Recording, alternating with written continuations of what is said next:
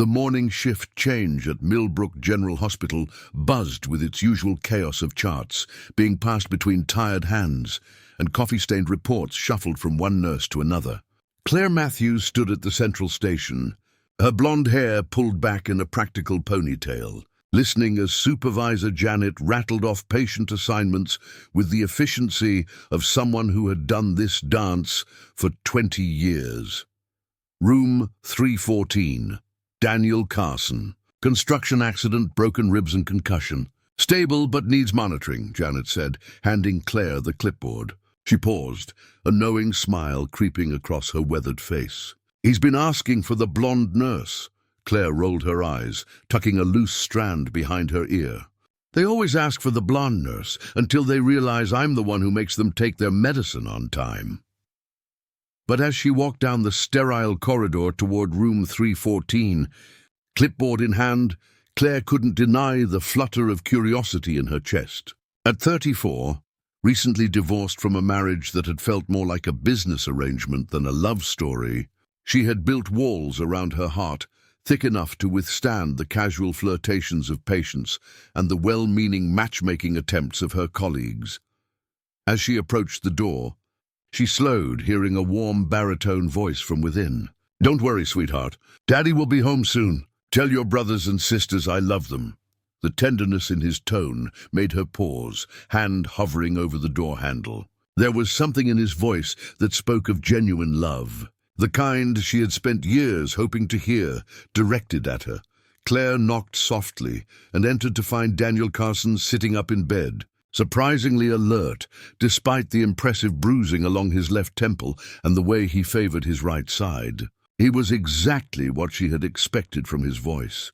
Dark hair, slightly mussed from sleep, strong jawline shadowed with stubble, and brown eyes that seemed to take in everything at once. When those eyes met hers, she felt something she hadn't experienced in months, a genuine spark of interest.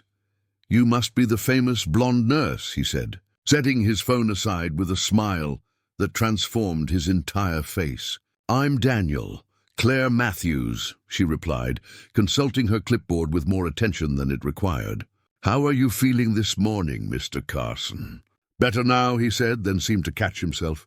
"I mean, the pain medication is working well." "Thank you." Claire found herself lingering as she checked his vitals, drawn into conversation about everything from the unusually warm October weather to his observations about the dedication of the hospital staff.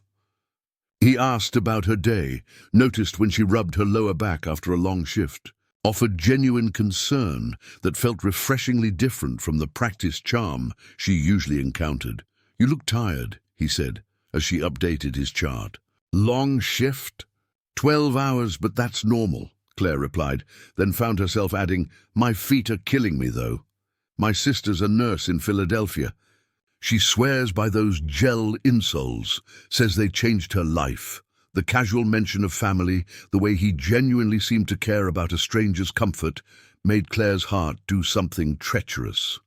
She was so absorbed in their conversation that when his phone buzzed with a text message, she glanced at the screen automatically. "Kids are asking when you're coming home. Margaret says not to rush. Take care of yourself. Love always." The words hit her like ice water. Margaret, wife, children, of course. Men like Daniel Carson, kind, handsome, genuinely caring, didn't stay single. Claire's professional smile snapped back into place like armor. "I should let you rest," she said, her tone suddenly crisp. "I'll be back to check on you later." "Claire, wait," Daniel started. But she was already moving toward the door. When she returned for evening rounds, Claire maintained the kind of strictly professional demeanor that had served her well through nursing school and 15 years of patient care. She checked Daniel's temperature, blood pressure, and pain levels with efficient precision, responding to his attempts at conversation with polite but brief answers. Daniel noticed the change immediately.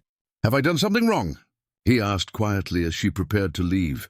"Not at all, Mr. Carson. You're recovering well. Is there anything you need for the night?"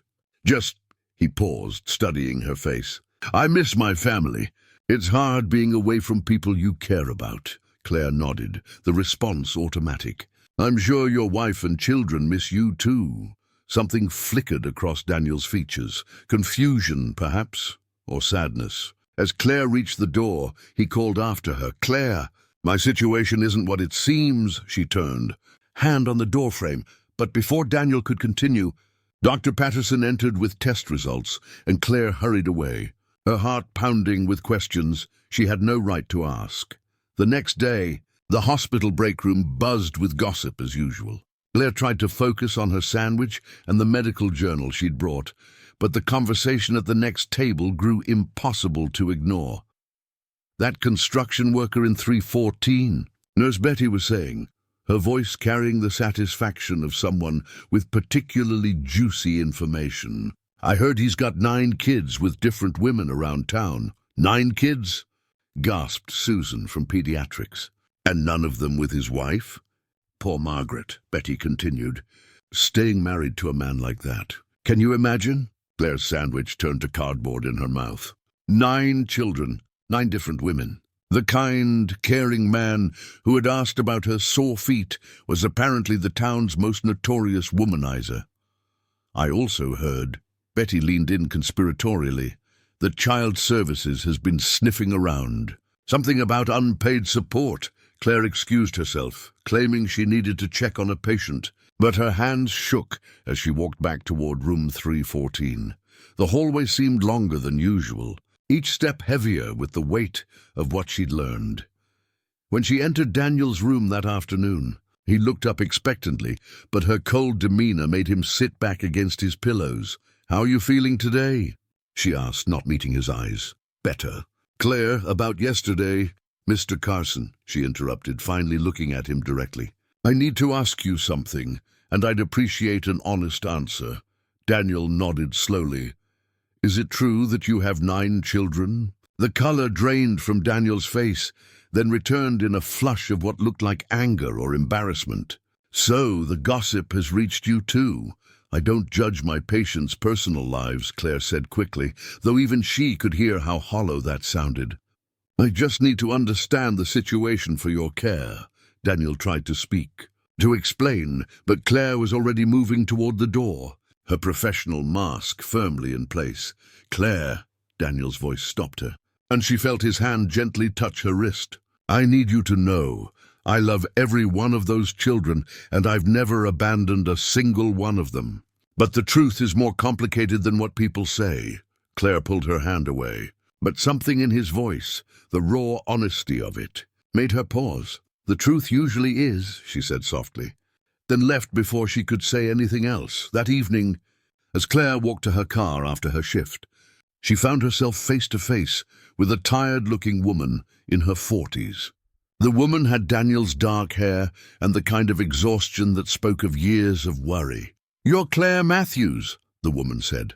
It wasn't a question. "Yes, can I help you?" "I'm Margaret Carson, Daniel's wife." Claire's stomach dropped. "Mrs. Carson, I want you to know that my relationship with your husband is strictly professional." "Oh, I'm sure it is." "For now," Margaret's voice held no anger, only a bone-deep weariness. "But I know my husband can be charming, and I've heard from other nurses how he looks at you. Mrs. Carson, you should know what kind of man you're getting involved with." Margaret's words came out in a rush, as if she'd rehearsed them. "There's Tommy, he's 8. His mother is Sarah from the diner. Jessica, she's 6. Her mom works at the grocery store. Michael and Marcus, they're twins, 10 years old. Their mother moved here from Pittsburgh 5 years ago." Each name hit Claire like a physical blow. Margaret continued relentlessly. "Emma, she's 4, sweetest little thing you ever saw. But she has medical bills that could bankrupt a person. Then there's David, he's 12, plays baseball like his life depends on it. Anna, she's 7, wants to be a veterinarian. The youngest are Bobby and Sophia. They're both 3 but different mothers." Margaret paused, breathing heavily. 9 children, Miss Matthews, 9 different mothers. And my husband, the man you're obviously developing feelings for, refuses to take responsibility for any of them properly." Claire felt sick. We're not, of course not. Not yet." Margaret walked toward an old sedan. "But if you're thinking about it, And I can see in your eyes that you are. Ask him about the paternity tests he's been avoiding. Ask him about little Emma's medical bills he can't pay." As Margaret drove away, her final words echoed in Claire's mind, mixing with the gentle way Daniel had asked about her sore feet, the tenderness in his voice when he spoke to his children on the phone. 2 days later, working the night shift, Claire found herself drawn to room 314 despite every rational thought in her head. Daniel was awake, staring out the window at the parking lot below, where security lights cast long shadows across empty spaces. "Can't sleep?" she asked softly. He turned, surprise flickering across his features. "I keep thinking about what people are saying. What you must think of me." Claire moved into the room, closing the door behind her. "Tell me about Emma." Daniel's eyes filled with tears so suddenly that Claire almost stepped back. "Emma isn't mine," he said quietly. "Biologically, I mean." "None of them are." The words hung in the air between them. Claire sat down in the chair beside his bed. "I'm sterile," Daniel continued, his voice barely above a whisper. "Have been since I was 20. Childhood illness, complications from treatment. Margaret and I have known for years that we can't have children together." Claire's world tilted. "But the 9 children, their mothers claimed I was the father. Different times, different situations, but always the same story. And I was too ashamed of my condition to demand paternity tests. Too proud, maybe. Or maybe too hopeful that I could be something I'm not." Daniel wiped his eyes with the back of his hand. "Margaret knows about my condition, but the town doesn't. I let them think I'm some kind of irresponsible father because these kids needed someone, and I needed to feel like I mattered.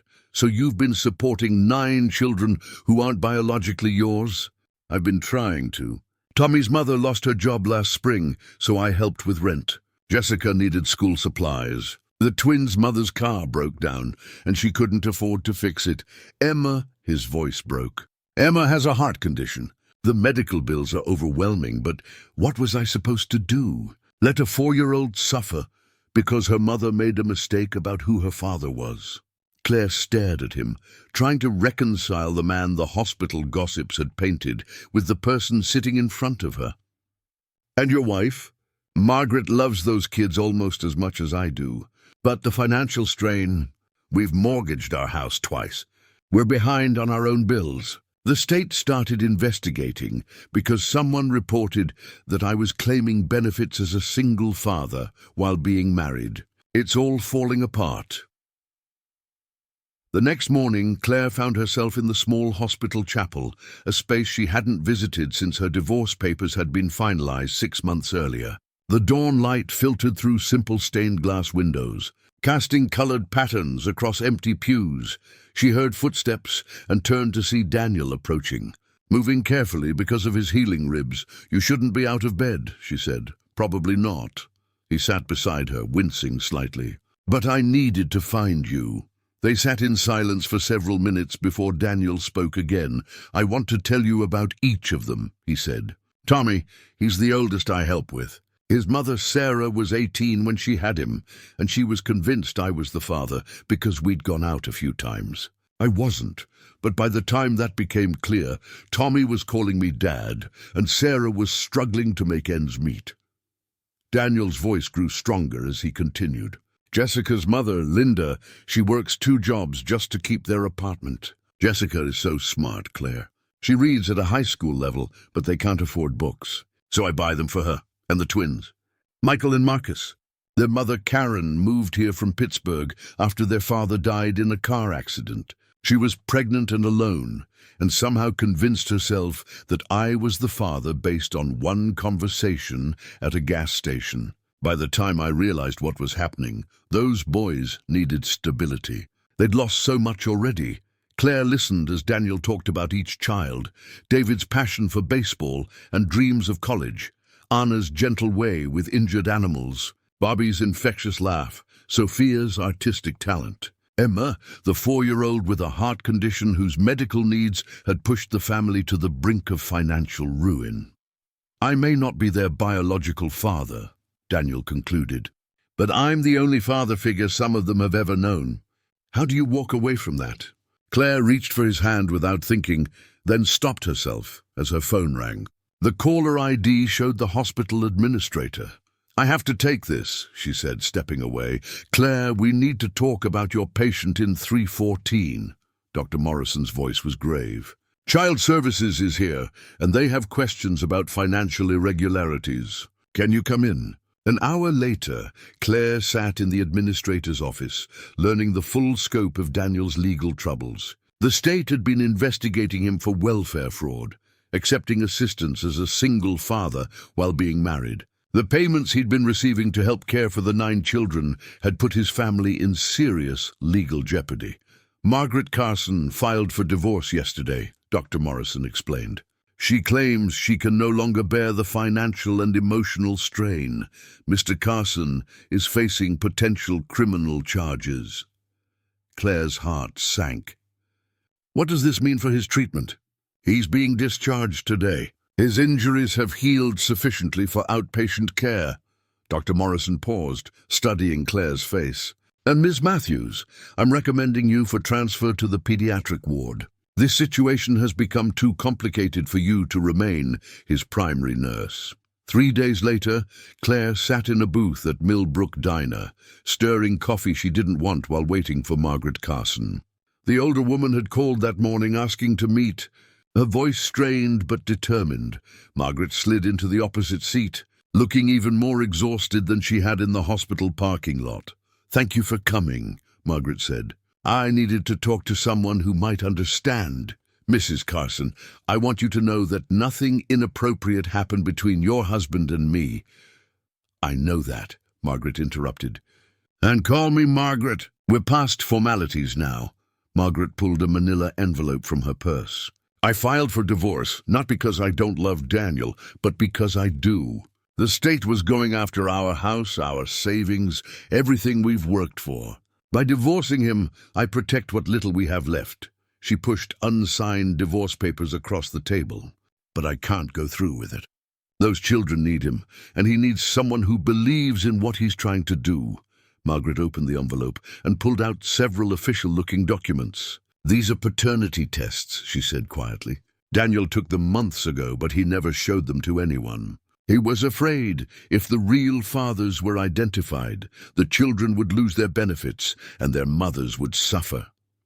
Claire looked at the papers, each one stamped with negative in red ink. 9 tests, 9 children, 9 confirmations that Daniel Carson had been telling the truth. "Why are you showing me this?" Claire asked. "Because my husband is about to leave town. He thinks he's protecting everyone by disappearing. But those children will lose the only stable father figure they've ever known, and he'll spend the rest of his life carrying guilt that isn't his to bear."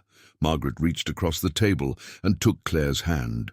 "He talks about you, the way you listened to him, believed in him when everyone else saw only scandal. I think you might be the only person who can make him see that running away isn't the answer." That afternoon, Claire drove to Daniel's address on Elm Street, a modest 2-story house with a well-maintained yard and children's bicycles scattered across the porch. Through the front window she could see moving boxes stacked in the living room. Daniel answered the door, surprise and something like hope flickering across his face when he saw her. "Claire, what are you doing here? Can I come in?" The house was clearly a home where children spent time. The refrigerator was covered with drawings and report cards, the mantel lined with school photos of 9 different kids. A bookshelf held everything from picture books to young adult novels, and a corner of the living room contained art supplies and educational games. "You're leaving," Claire said, taking in the packed boxes. "It's better this way. For everyone." Claire pulled the manila envelope from her purse. "Margaret gave me these." Daniel's face went pale when he saw the paternity tests. "She shouldn't have." "Why didn't you show these to Child Services?" "To anyone? Because it wouldn't matter. The damage is done.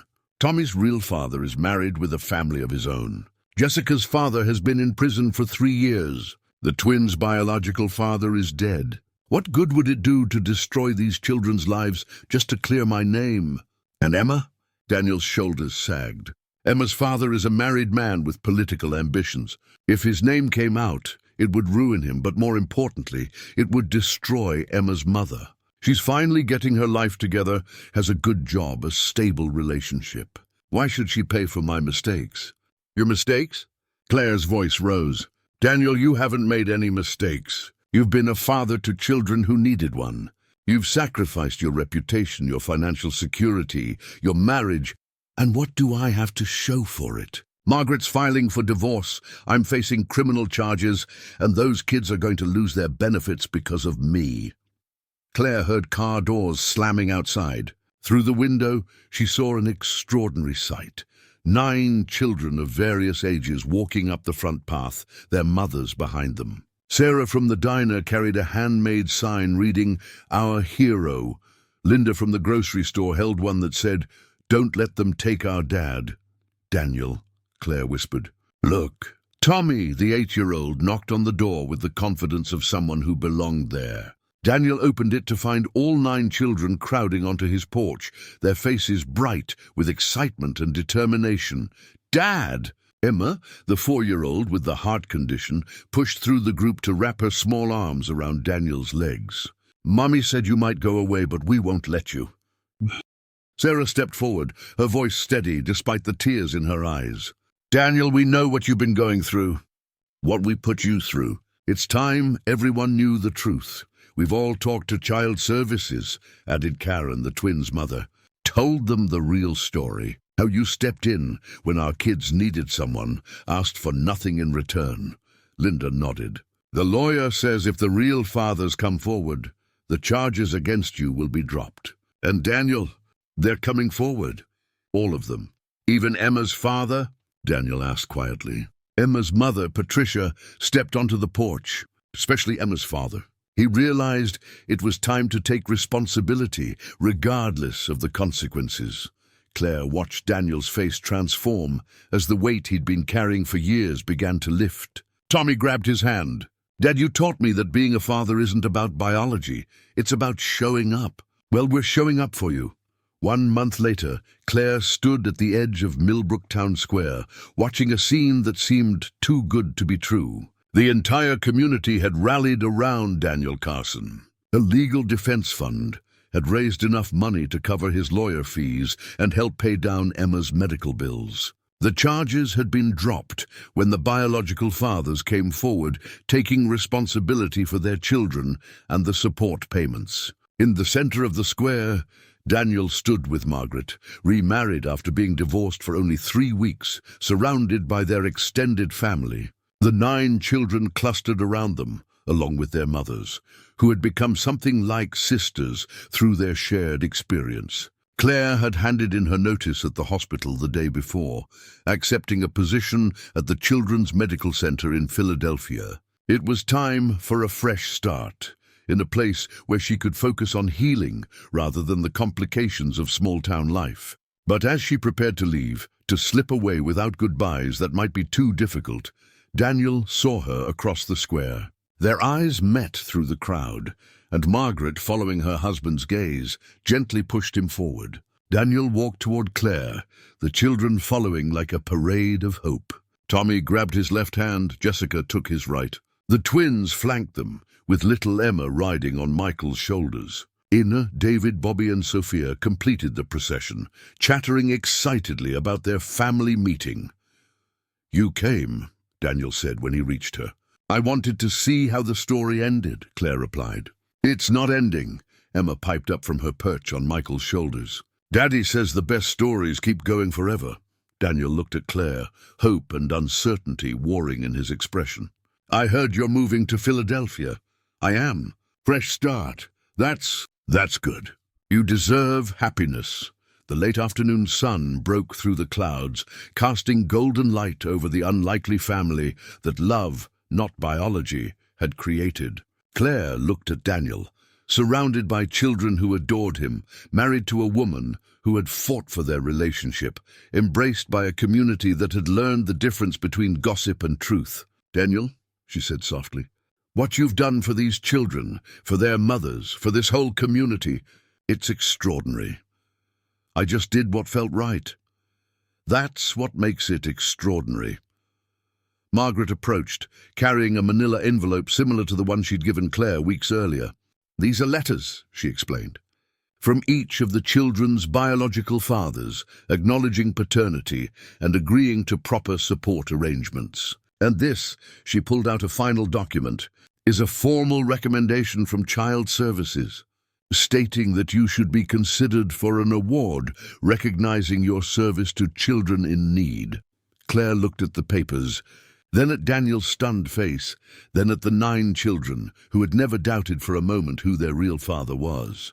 "There's something else," Margaret continued.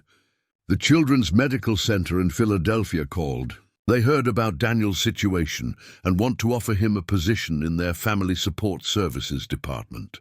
Something about his unique understanding of non-traditional families." Claire's heart stopped. "Philadelphia." Daniel looked at her, then at Margaret, then at the children who were watching this adult conversation with the patient interest of people who understood that important things were being decided. "What do you think, kids?" Daniel asked. "Should we move to Philadelphia?" "Only if Claire comes too," said Tommy, with the directness of an 8-year-old who saw no reason to complicate simple truths. "Tommy," Claire laughed, "I'm already moving to Philadelphia." "Then it's perfect," Emma declared from her high perch. "We can all be together." As the children cheered and Margaret smiled through her tears, Daniel stepped closer to Claire. The town square, the crowd, the chaos of 9 excited children, it all faded as he took her hand. "Claire Matthews," he said quietly, "would you like to be part of the most complicated, wonderful, impossible family in Pennsylvania?" She looked at his face, earnest and hopeful, and scarred by years of sacrifice. She looked at Margaret, who was nodding encouragement. She looked at 9 children, who had already made room for her in their hearts. "I thought you'd never ask," she said. And as Daniel pulled her into his arms, as the children whooped with joy, as Margaret laughed and the crowd applauded, Claire realized that sometimes the best stories don't end. They just begin again, with more love than you ever thought possible, and enough hope to last several lifetimes. The sun set over Millbrook that evening, on a family that defied every conventional definition, bound together not by blood or law, but by the simple revolutionary act of choosing to love without conditions. And in that golden light, with children's laughter echoing across the square and the promise of new beginnings stretching ahead like an open road, it was easy to believe that love really could conquer anything, even the complicated truth about what makes a family real. Thank you for listening to this story until the end. If you enjoyed it, please support the channel, subscribe, leave a like, and share your thoughts in the comments so you don't miss the next episodes. See you in the next story.